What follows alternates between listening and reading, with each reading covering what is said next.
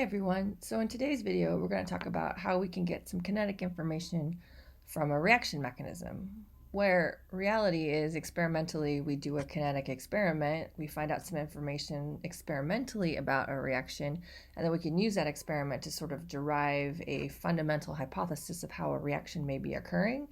But in our class we're going to talk about how if you're given a mechanism, what can you extract about the kinetics from the mechanism. So here we go. Couple things to be aware of. If you are given just a generic reaction, then you have to assume you don't know much. So if you have a given reaction, you cannot predict the rate law.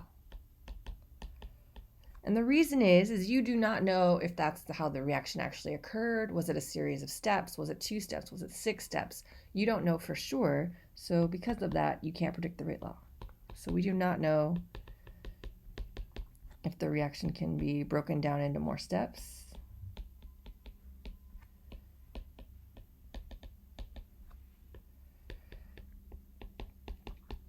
So if we wish to find out any information about it, we're going to need some experimental data.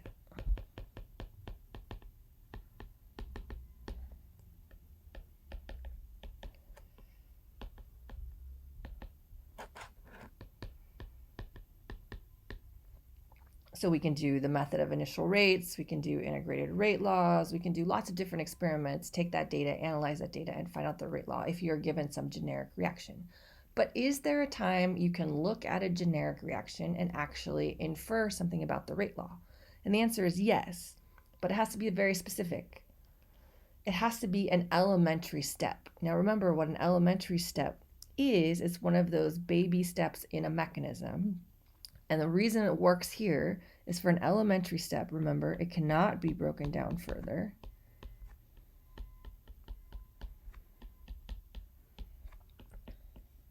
Oops. And because it cannot be broken down further, you know fundamentally that A must collide with B. That's how it has to happen. And because of that, you can predict the rate law.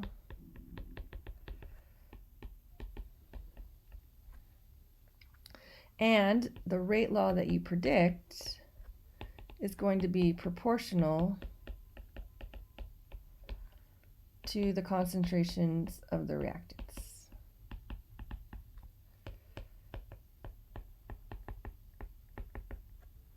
And there's a vocabulary word here, and that's called molecularity. And the molecularity is the number of reactant molecules. So now what this means is suppose you have a mechanism. We've got a step 1, a step 2, a step 3, and it all adds up to some overall reaction. What that means is for these 3 steps, we can predict the rate law for each step, because I know they cannot be broken down any further.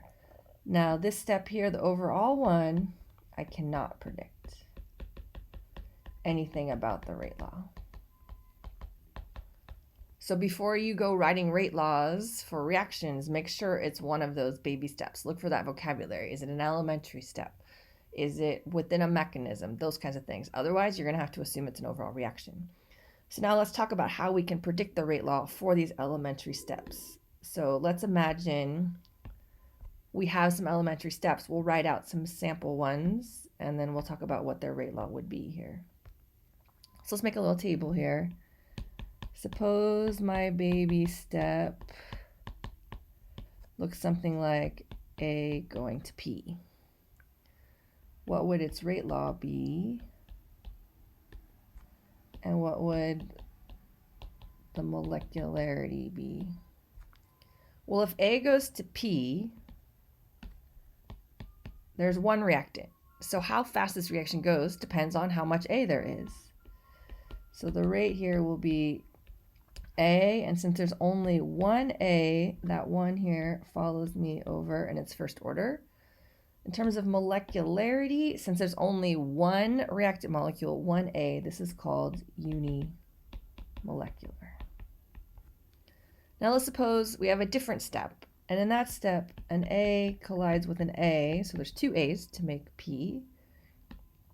Well, we've got one reactant A, one reactant A, so we have two reactants A. So the amount of A here, it's going to be A squared because there's two A's.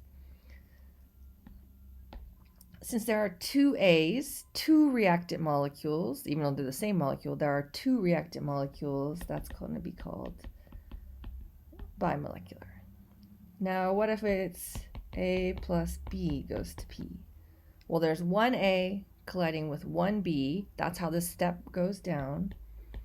So that would mean the rate would be 1A colliding with 1B. First order with respect to A, first order with respect to B, since there was only one of each. But there's an A and a B. There's two reactants. So this is bimolecular. And then I'm going to put a little divider here, because then let's suppose we had something like A plus B plus C goes to product P.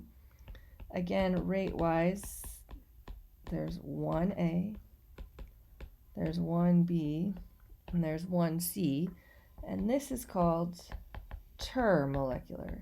And I'm going to put a divider here because anything beyond unimolecular and bimolecular are very rare. Now remember, we're talking about an elementary step.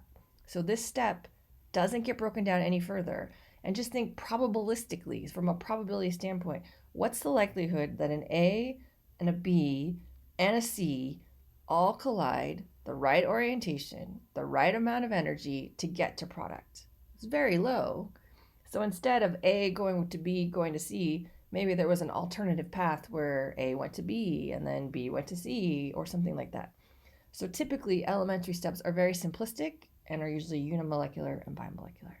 So for these baby steps in a mechanism, like my 1, 2, and 3, if these are what they were hypothetically, we can write out their rate law immediately. Now, of all those steps, there's one step in particular that's the important one. And that's the rate determining step.